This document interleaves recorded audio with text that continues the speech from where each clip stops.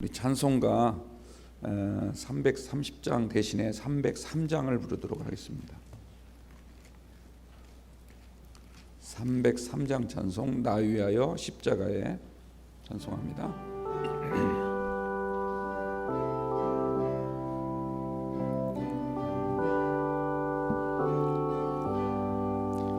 나 위하여 십자가에 중한 고통 받으사 대신 죽은 주 예수의 사랑하신 은혜요, 보배로운 피를 흘려 영영 죽을 죄에서 구속함을 받은 우리 어찌 찬양 안 할까.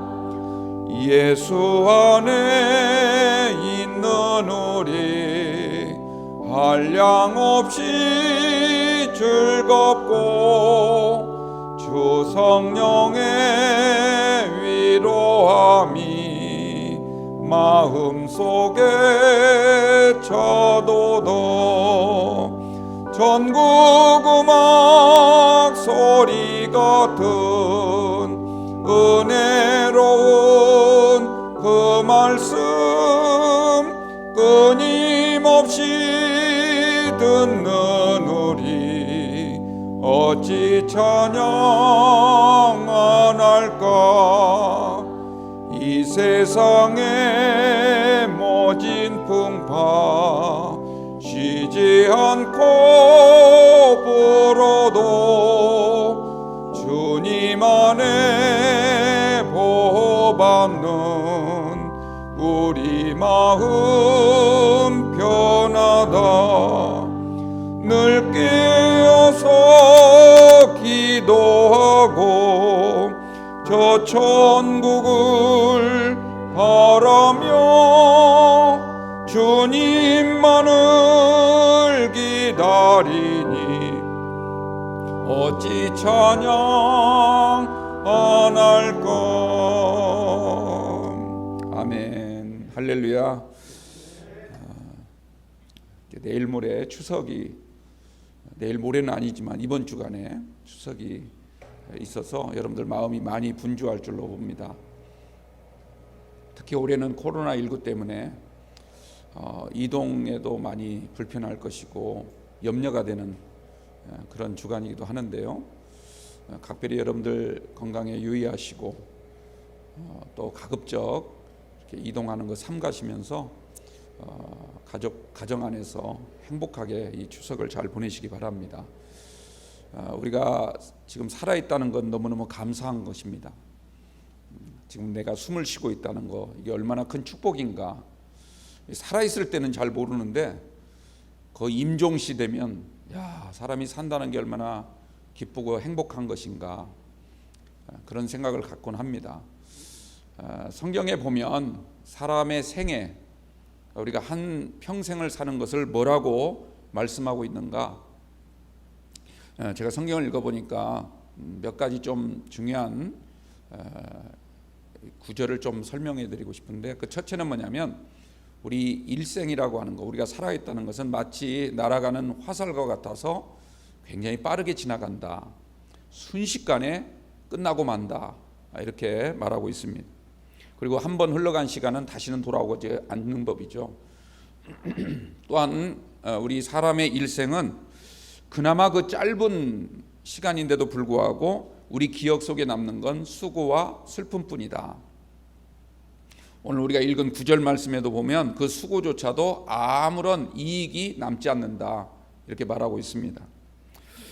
또 오늘 본문에도 나오다시피 우리의 사람의 생명이라고 하는 것, 우리가 한평생 산다는 것은 어느 누구도 자신의 앞날을 측량할 수가 없다. 오직 시간의 주인이신 하나님만이 아시는 줄로 믿습니다. 그러므로 누구라도 지금 내가 좀 잘 나간다고 해서 자랑하거나 교만해서는 절대로 안 됩니다.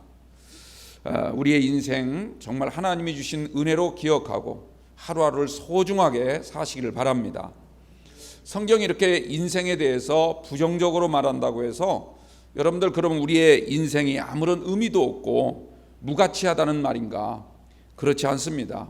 오늘 솔로몬이 우리에게 증언하고 있는 이 말씀을 잘 읽어보면 우리 인생을 정말 의미 있고 가치 있게 만들 수 있는 길이 무엇인가? 이걸 우리에게 잘 교훈해 주고 있습니다. 솔로몬은 이 사실을 교훈하기에 앞서서 먼저 앞에 있는 1절에서 8절 말씀을 보면 때와 기한에 대해서 언급을 하고 있습니다.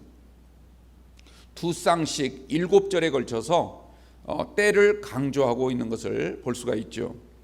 특별히 1절 말씀 보면 범사에 기한이 있고 천하 만사가 때가 있다, 이런 말로 시작하면서 기한과 때에 대해서 말을 하고 있습니다. 여러분들 기한이라는 것은 굳이 이렇게 좀 분류를 하자면 지금도 쉬지 않고 째깍째깍 흘러가고 있는 그냥 그런 시간들, 이걸 기한이라 이렇게 말씀드릴 수가 있습니다. 보통 우리가 크로노스라 이렇게 말을 하죠. 또한 때라고 하는 것은 그런 째깍째깍 흘러가는, 쉬지 않고 흘러가는 그런 시간 속에서 어떤 특별한 사건이 벌어진 그 때를 우리가 카이로스라 이렇게 말하는데, 그걸 성경에서는 때라 이렇게 설명하고 있습니다. 예를 들자면 어제 무슨 날이었습니까? 어제는 9월 26일이었습니다. 9월 26일은 9월 25일 다음 날이고 9월 27일 하루 전날이죠. 그건 크로노스적으로 설명을 드린 겁니다. 어제 우리 지은이가 결혼을 했는데 우리 신지은 자매에게 있어서 어제는 결혼한 날이죠. 평생 잊지 못할 결혼 기념일입니다. 이게 카이로스라는 말이에요. 그러니까 보통 시간은 누구에게나 다 똑같은 시간인데 특별히 나에게 어떤 사건, 어떤 일이 벌어졌느냐에 따라서 그 시간의 의미와 가치가 다르다, 이런 말씀입니다. 그런데 우리가 중요한 것은요, 이 찰칵찰칵 흘러가는 시간, 크로노스라고 말씀드렸죠. 이 시간을 정하신 분이 누군가, 이런 자연의 법칙에 따라서 흘러가고 있는 누구에게나 똑같이 주어진 이 시간, 그걸 누가 주셨는가? 바로 하나님이 주셨다, 이렇게 말씀을 하고 있습니다. 또한 그 흘러가는 시간 속에서 어떤 특별한 사건을 벌어지게 하여서 그 사건이 우리에게 카이로스의 시간으로 남는 그런 은혜도 누가 주셨는가? 그것도 하나님이 주셨다는 겁니다. 우리가 태어나는 것도 하나님이 정하신 시간에 태어난 것이고, 우리가 죽는 것도 하나님이 정하신 것이고, 우리가 곡식을 심는 것도 하나님이 정하신 날이고, 거두는 것도 우리 힘으로 거두는 것 같지만 하나님이 정하신 날이다. 성경은 그렇게 말씀하고 있습니다. 시간의 주인은 바로 하나님이신 줄로 믿습니다. 기한과 때를 정하신 분은 하나님이십니다.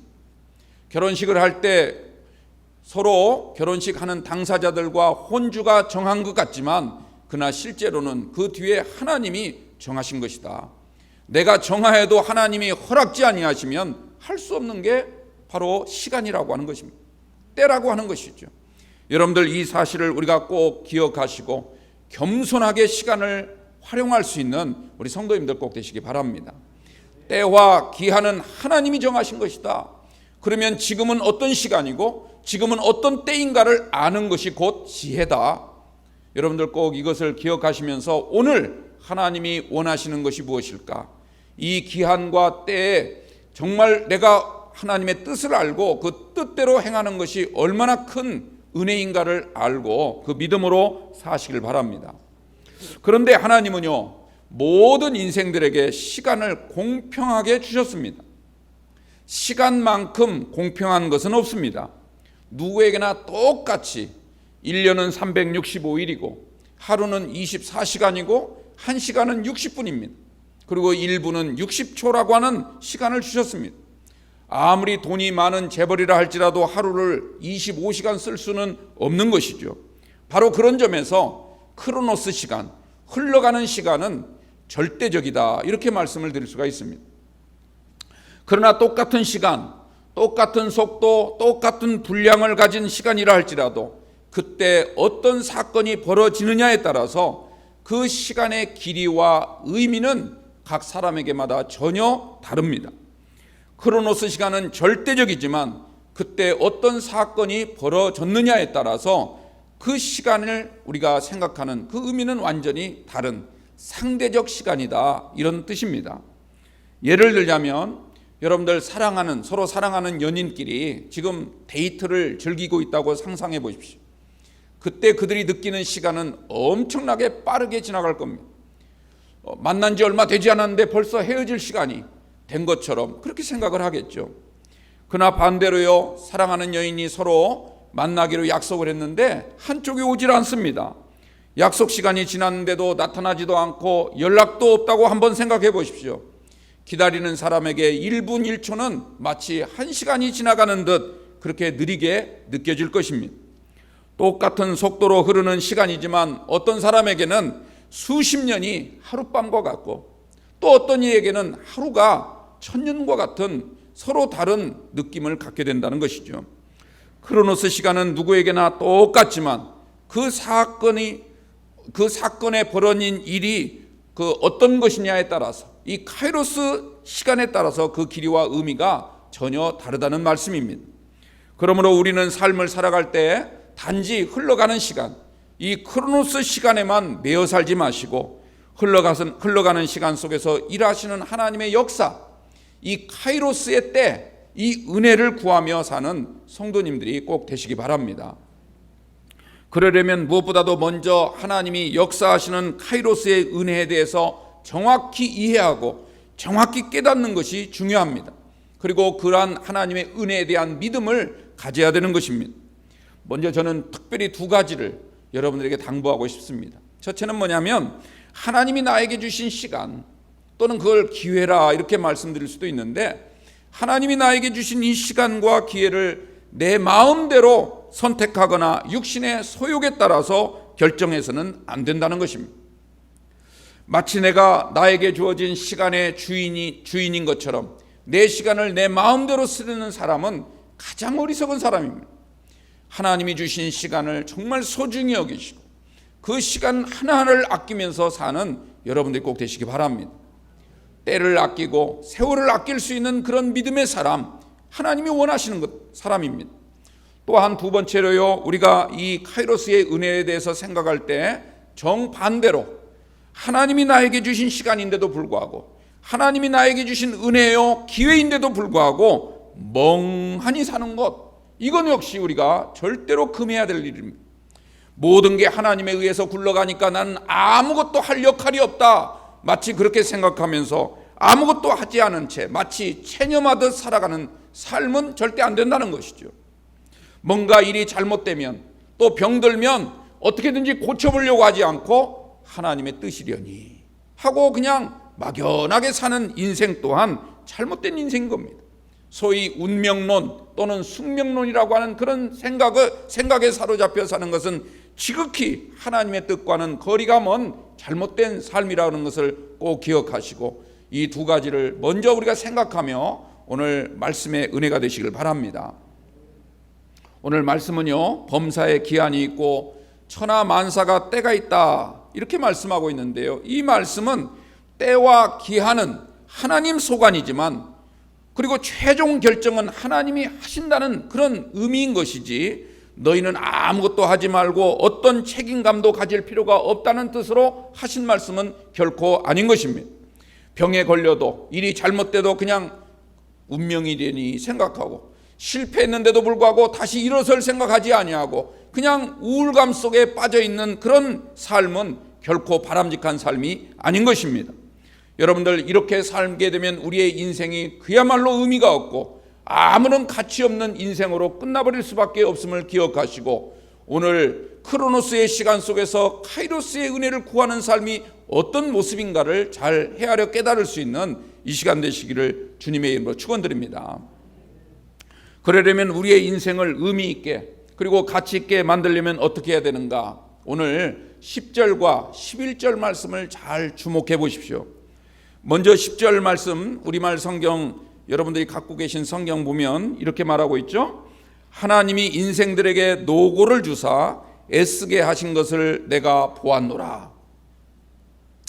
10절 말씀이 이렇게 이야기하니까 많은 사람들은요, 이 말씀을 어떻게 이해를 하냐면 마치 하나님께서 모든 인생들에게 평생 죽도록 일만 하면서 살라고 무거운 짐을 쥐어서 우리를 괴롭게 하셨다, 이런 의미로 받아들이는 경우가 많습니다. 제가 다른 번역 성경이나 영어 성경도 읽어보니까 그런 식으로 번역되어 있는 성경들이 몇몇 개가 있어요. 그런데 사실 이 10절 말씀은 그런 뜻이 아닙니다. 하나님이 인생들에게 노고를 주셨다, 그리고 애쓰게 하셨다, 이것을 솔로몬이 보았다고 말하고 있지 않습니까? 이 말의 뜻은 무슨 뜻이냐면 우리 삶이 순식간에 지나가 버릴 수밖에 없는 짧은 인생이기 때문에 이 짧은 시간이 끝나기 전에 하나님이 우리에게, 여기서 노고라는 말은 기회를 주셨다, 이런 뜻입니다. 일감을 주셨다는 거예요. 사명을 주셨다는 거예요. 그래서 하나님께서 우리에게 주신 그 기회, 하나님이 우리에게 주신 일감, 하나님이 나에게 주신 그 사명을 최선을 다하여 애쓰며 살아갈 때 우리의 인생이 값지게 되고 우리의 삶이 그야말로 의미 있는 삶이 된다, 이런 말을 지금 하고 있는 겁니다. 하나님이 주신 기회와 하나님이 주신 그 노고를 잘 깨달아서 애쓰고 노력해야만이 우리의 삶의 가치를 발견하고 정말 내 인생의 의미를 찾을 수 있다는 이 말씀을 꼭 기억하시고, 흘러가는 크로노스 시간 속에서 여러분들 카이로스의 은혜를 구할 수 있는 여러분들이 꼭 되시길 바랍니다. 그러면 우리가 이 카이로스의 은혜를 구하려면 어떻게 해야 되는가? 먼저 깨달아야 될 것이 있어요. 그게 11절 말씀입니다. 11절 말씀 우리 다 한번 보십시오. 뭐라고 말합니까? 여러분들, 하나님이 모든 것을 지으시되 때를 따라 아름답게 하셨다, 이 사실을 먼저 알아야 된다는 것. 하나님이 모든 걸 지으시되 때를 따라 아름답게 하셨습니다. 이 사실을 여러분들 꼭 고백하게 되길 바랍니다. 또 하나, 두 번째로는요, 하나님이 모든 사람들에게 영원을 사모하는 마음을 주셨다, 이 사실 또한 우리가 깨달아야 됩니다. 우리 모두에게 하나님은 영원을 사모할 줄 아는 그런 마음을 주셨다는 겁니다. 또 하나, 세 번째로는요, 그럼에도 불구하고 하나님이 하시는 일의 시종이란 말이 무슨 뜻입니까? 처음과 끝, 처음부터 끝 모든 것을 사람이 측량할 수 없다는 것을 우리가 고백해야 됩니다. 하나님이 시간의 주인이시기 때문에 내가 최선을 다해야 되지만 그러나 모든 것의 결과는 하나님 손에 달렸습니다. 우리가 할 일은 단지 최선을 다하는 것뿐이지 내 생각, 내 고집대로 우리가 결정하고 나아가서는 안 된다는 것이죠. 여러분들, 이 11절에 있는 말씀, 이 세 가지 사실을 우리가 깨닫고 믿어야만이 비로소 우리의 삶이 의미 있어지게 되고 우리의 인생이 헛되지 않게 될 줄로 믿습니다. 우리가 이 세 가지 사실을 깨닫고 믿음으로 살게 되면 우리의 순간과 같은 이 인생이 영원으로 바뀌게 될 줄로 믿습니다. 뿐만 아니라 수고와 슬픔만 기억되는 우리의 머릿속에 참 기쁨과 보람이 있는 인생이 무엇인가를 우리가 새기게 됩니다. 그리고 비록 앞날을 우리가 측량할 수는 없지만 하나님은 선하신 분이고 모든 것이 합력하여 선을 이루어 주신 분이라는 걸 믿고 슬픔과 수고 속에서도 우리가 힘차게 나아갈 수 있는 삶이 될 줄로 믿습니다. 이러한 삶을 살아가는 저와 여러분들 다 되시길 바랍니다. 그러면 오늘 첫째로요, 하나님이 모든 것을 지으시되 때를 따라 아름답게 하셨다, 이 말의 뜻이 무엇일까요? 보통 이 말을 들으면 우리가 창세기 1장 말씀을 생각하게 되죠. 하나님이 지으신 것을 보시고 보시기에 좋았더라, 보시기에 아름답더라, 그런 말씀을 하고 있죠. 근데 창세기 1장에 하나님 보시기에 좋았다, 이 좋았다라는 말은 히브리 말로 토브라고 합니다. 토브. 근데 오늘 여기 전도서에 나오는 말씀, 때를 따라 아름답게 하셨다, 이 아름답다는 말은 토브가 아니고 야페라고 합니다. 야페. 이게 차이가 있어요. 비슷한 것 같지만 차이가 있어요. 하나님이 보시기에 좋았다, 이 토브라는 말은 무슨 뜻이냐면, 여러분들, 우리가 겉에 드러난 어떤 모습 또는 그 사람의 마음씨, 이런 것이 아주 곱고 또 어떤 일이 균형과 조화를 이루고 있다, 이런 뜻입니다. 그리고 모든 것이 제 역할을 잘하고 있고 제대로 굴러가고 있는 것, 이런 것을 우리가 토브라, 좋았다, 좋다, 이렇게 표현을 합니다. 그런데 야페라는 말, 이 아름답다라는 말은 그런 뜻이 아니라 하나님이 모든 것을 지으셨는데 그 지은 것들이 그때그때마다 아주 적절하게 하나님께서 운행하신다는 뜻입니다. 아주 적절하게, 때에 맞게 하나님께서 적절케 하셨다는 뜻이에요. 그 일이 일어난 때와 사정에 가장 잘 어울리도록 하나님이 은혜를 베푸신다는 것입니다. 그러므로 이 본문을 그냥 아름답다라고 이해한다면 세상에 여러분들 아름답지 못한 것도 있죠. 세상의 균형과 조화를 이루지 못하는 때도 있죠. 그리고 모든 것이 제대로 굴러가지 못하는 그러한 안타까운 모습들을 우리가 볼 때도 있지 않습니까? 열심히 하나님을 믿었는데 병에 걸리는 사람도 있고, 죽도록 주님께 충성했는데 사고를 당하는 분도 있습니다.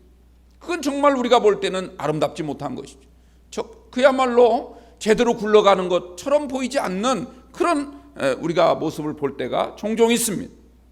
그러므로 여러분들, 이 아름답다라는 말을 그렇게 이해해서는 안 된다는 거죠. 하나님이 그때그때마다 가장 그 상황에 맞게 적절한 은혜를 우리에게 주신다, 이것을 우리가 꼭 기억해야 될 줄로 믿습니다. 이 적절하게 지었다라는 말이 무슨 뜻일까, 이것을 설명드리려면 예화를 드는 게 좋을 것 같아요. 예화를. 여러분들 요셉이라고 하는 사람 아시죠? 요셉은 형들의 미움을 받아가지고 이제 죽을 위기에 처하게 됩니다.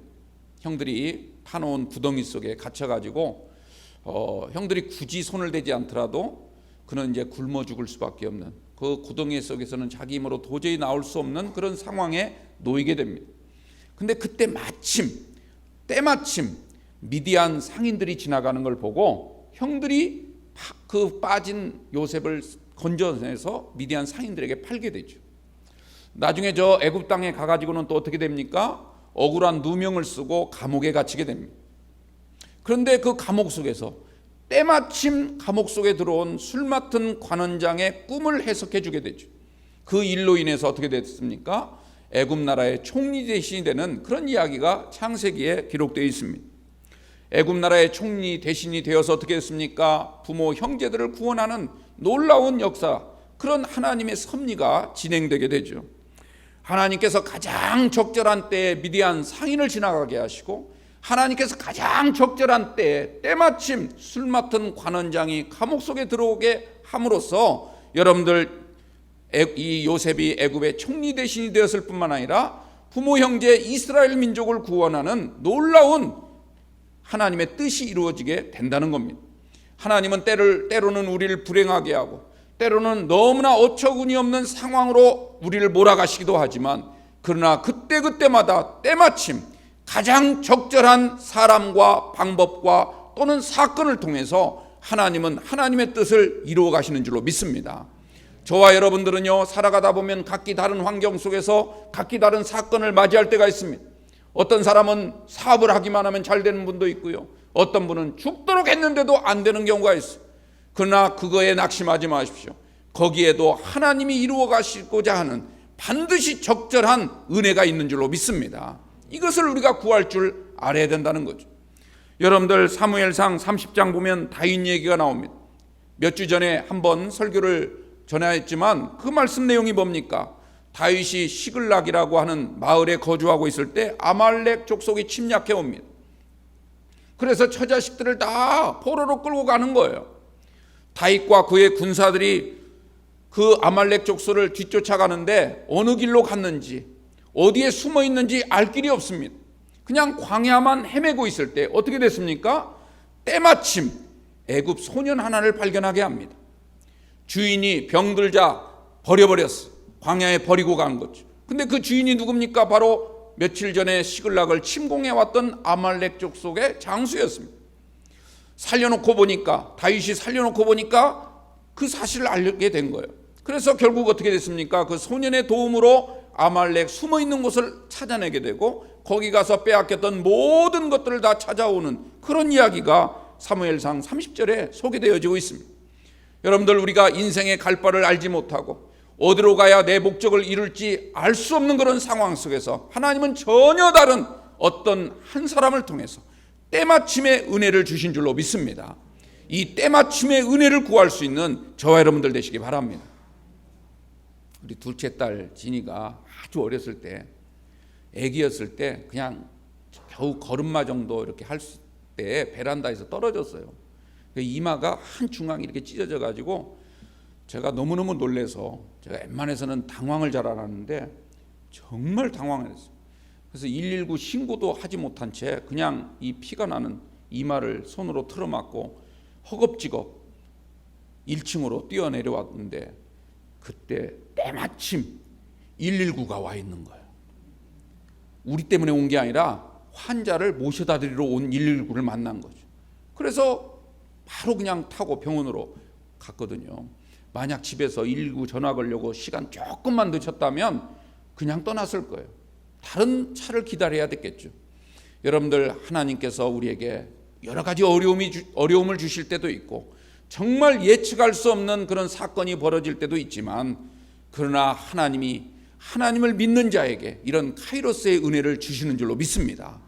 때마침의 은혜를 받을 수 있는 저와 여러분들 꼭 되시기를 축원합니다. 이것을 우리가 깨닫는다면 지금 현재 나의 상황이 어떤 상황이냐, 내가 어떤 상황에 놓여 있느냐에 따라서 슬퍼하거나 기뻐하거나 괴로워하거나 그렇게 하지 않습니다. 현재의 상황 속에서 나는 어떤 때마침의 은혜를 구해야 될까, 이것을 생각하면서 하나님께 기도하는 종이 될 줄로 믿습니다. 다시 말하자면 흐르는 크로노스 시간 속에서 카이로스의 은혜를 구할 수 있는 여러분들 꼭 되셔서 이런 은혜를 체험하여서 우리의 신앙생활이 더욱더 풍성해지고 우리가 하나님께 나올 때 더 기쁨이 넘치고, 오늘은 어떤 때마침의 은혜를 주실까, 오늘은 무슨 은혜를 주시려고, 어떤 카이로스의 은혜를 주시려고 나를 이곳에 부르셨을까, 이런 기대를 가지고 나오게 되면 여러분들, 우리의 삶이 더욱더 기름지고 더욱더 아름답고 적절하신 하나님의 은혜를 고백하고 찬양하는 그런 믿음의 성도가 될 줄로 믿습니다. 이런 사람은요, 아침에 뜨는 해가 매일매일 보는 그 햇볕과 다른 거예요. 오늘 하나님이 또다시 나를 위해서 태양을 떠오르게 하시고 또다시 저 태양이 비치는 동안 열심히 일하게 해서 하나님이 오늘 나에게 은혜를 베푸실 거라는 믿음을 가지고 하루하루 기쁘게 나아가는 성도가 될 줄로 믿습니다. 두 번째로요, 하나님이 모든 만물을 지으시되 때를 따라 아름답게 하셨다. 이 사실을 믿는 사람에게는 영원을 사모하는 마음을 주신 줄로 믿습니다. 영원을 사모하는 마음. 이 뜻을 간단하게 설명을 드리면요, 해 아래에 있는 것만으로는 우리의 인생이 참되지 않다, 가치 있는 인생이 아니다라고 하는 것을 알게 되는 거예요. 그래서 해 아래에 있는 것이 아니라 해 위의 것을 사모하는, 그런 해 위의 것을 바라볼 줄 아는 마음을 주시는 줄로 믿습니다. 그게 영원을 사모하는 마음이에요. 해 아래 땅의 것을 바라보면 수고와 슬픔뿐입니다. 그러나 여러분들, 해 아래 것만 바라보지 마시고 해 위의 것을 바라보게 되면 우리가 매일매일 하는 그 수고가 오히려 감사한 줄 알게 되는 겁니다. 그 수고를 통하여 맛볼 수 있는 것들을 최선을 다하여 여러분들 누리게 되는 그런 인생으로 변화되는 것입니다. 우리의 인생이 비록 슬픔뿐인 인생이라 할지라도 하나님께서 때를 따라 아름답게 하셨다는 이 사실을 믿는다면 그 슬픔이 변하여 기쁨이 될 줄로 믿습니다. 똑같이 다 슬퍼할 수밖에 없는 상황 속에서도요, 하나님의 은혜를 발견하고 하나님께 감사의 찬송을 들을 줄 아는 그런 성도의 믿음이 되는 것이죠. 그래서 시편 123편 1절 말씀에 뭐라고 말합니까?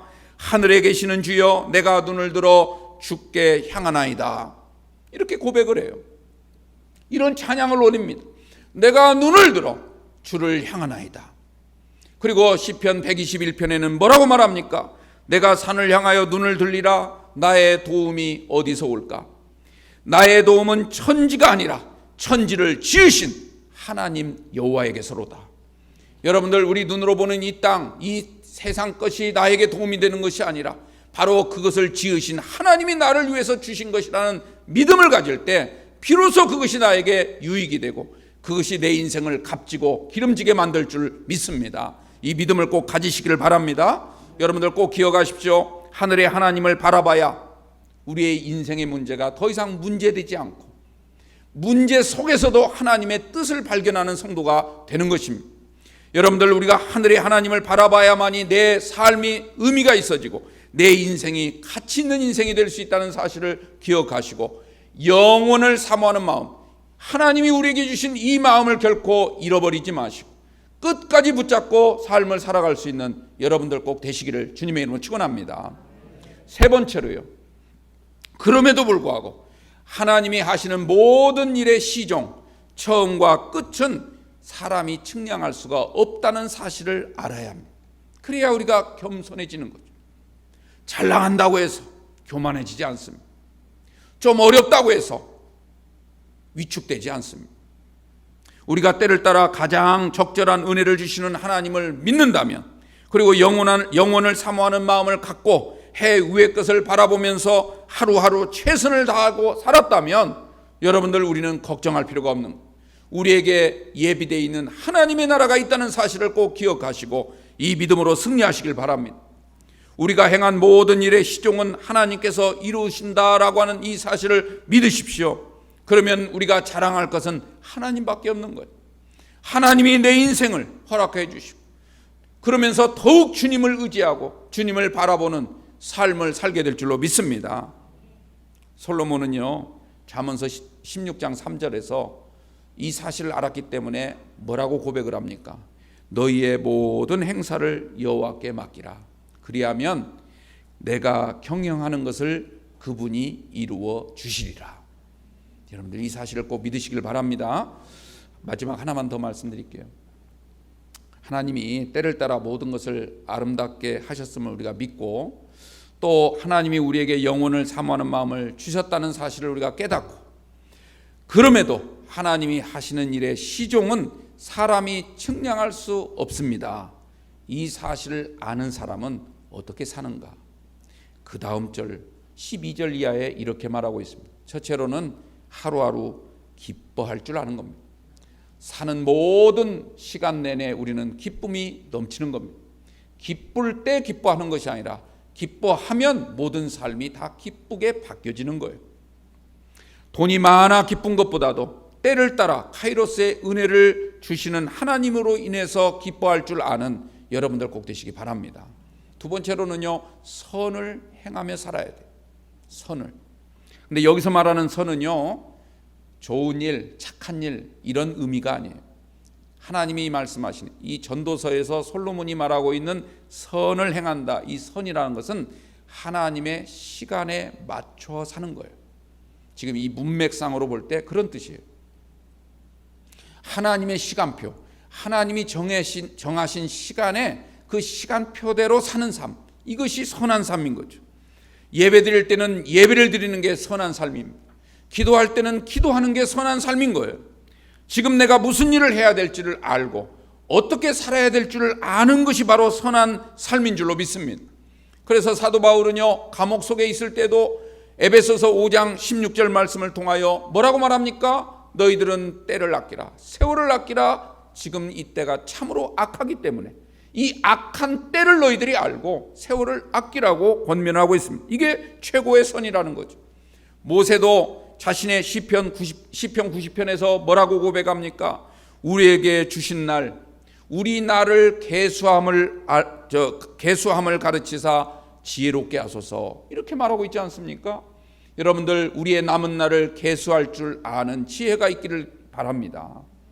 물론 오래오래 건강하게 무병장수하시면서 사십시오. 그러나 우리 삶은 반드시 마지막 때가 온다는 것을 기억하고 내가 이제까지 살아온 날과 이제 남은 날을 꼭 계수하시면서 내가 지금 무엇을 해야, 이때 어떤 일을 해야 하나님이 가장 기뻐하실까, 이 하나님의 시간을 생각하며 사는 여러분들이 꼭 되시기 바랍니다. 또 13절 말씀 보면 이렇게 증언하죠. 현재 지금 내가 먹고 마시고 수고하는 모든 것, 이것에 만족할 줄 알아야 됩니다. 그 만족으로 낙을 누릴 줄 알아야 된다는 거죠. 수많은 사람들은요, 돈이 자기를 지켜줄 것이라 이렇게 생각하지만 실은요, 자신의 돈을 지키느라 살아가고 있습니다. 돈이 자기를 지키는 게 아니라 내가 어떻게든지 돈을 지켜야지. 이러다 보니까 기쁨이 상실돼 버린 거예요. 기쁨이 상실된 거예요. 먹으면서도 배부른지를 몰라요. 수고하면서도 감사한 줄을 몰라요. 지금 일할 수 있다는 것, 이 코로나 이 어려움 속에서도 하나님 앞에 나올 수 있다는 게 얼마나 감사합니까? 우리가 예배를 드릴 수 있다는 게 얼마나 감사합니까?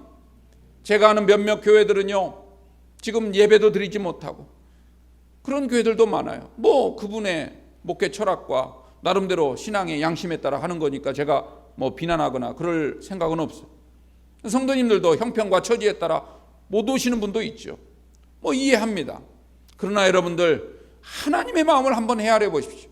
정말 하나님이 내 남은 인생 동안, 그 인생 동안 무엇을 하고 어떤 삶을 살기를 원하실까를 생각한다면 여러분들 하나님의 뜻을 분별하여서 지혜 있는 행동을 하게 될 줄로 믿습니다. 사람들은 돈이 있어야만이 행복할 거라 이렇게 믿고 있지만, 여러분들 돈 때문에 지금 누릴 행복을 다 잃어버린 채 사는 사람들이 얼마나 많습니까? 여러분들 지금 눈앞에 있는 행복을 마음껏 여러분 것으로 삼으시길 바랍니다. 먼 앞날의 행복을 생각하며 현재의 행복을 다 잃어버리는 그런 어리석은 인생 되지 마시고, 지금 하나님 나에게 주신 양식, 내가 이것을 먹고 마실 수 있다는 것, 내가 수고할 수 있다는 이 건강 주신 것, 하나님 감사합니다. 이 은혜가 회복돼야 되는 것입니다. 하나님 안에 생명이 있고 주님을 믿는 믿음 안에 행복이 있는 줄로 믿습니다. 그리고 그 안에 영원한 나라가 있다는 사실을 믿고 지금 내가 살아있음에 감사하시고 먹고 마실 수 있는 건강이 있음에 감사하십시오. 여러분들 건강 없으면 먹고 싶어도 못 먹습니다. 교회 나오고 싶어도 누워있으면 못 나오는 거예요. 하나님의 은혜인 줄로 믿습니다. 아직도 수고할 수 있는 나에게 일감이 있다는 것, 하나님이 나에게 주신 이 영적인 사명이 있다는 것 감사하시고요. 그 일을 행하는데 최선을 다하면 하나님께서요, 여러분의 영혼을 책임져 주시고 육신의 문제까지도 해결해 주실 줄로 믿습니다. 그리고 그 모든 것들이 내가 한 것이 아니라 하나님의 은혜입니다. 이런 고백이, 이런 찬송이 우리의 입술에서 항상 넘치게 될 줄로 믿습니다. 자연의 법칙에 따라 흘러가는 크로노스 시간은 우리 힘으로는 막을 수가 없어요. 멈출 수가 없어요. 조금 늦게 가게 만들 수가 없어요. 그러나 여러분들, 이 흐르는 크로노스 시간 속에서 하나님이 우리에게 베푸시는 은혜, 그 때, 그 시간, 그 기회와 또 사건을 통하여 우리에게 주시는 그 은혜를 여러분들 구하는 것은 우리의 몫인 줄 믿습니다. 절대적인 시간 속에서 상대적인 시간을 구하십시오. 그게 바로 하나님의 은혜인 줄로 믿습니다. 사람들은요, 절대적인 시간을 생각하지 않고 상대적인 것만 생각해요.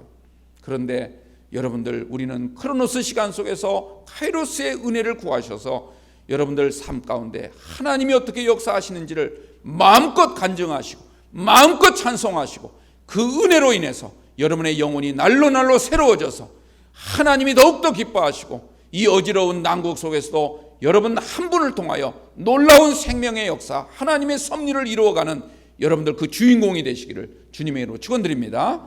기도하겠습니다. 하나님 아버지, 감사합니다.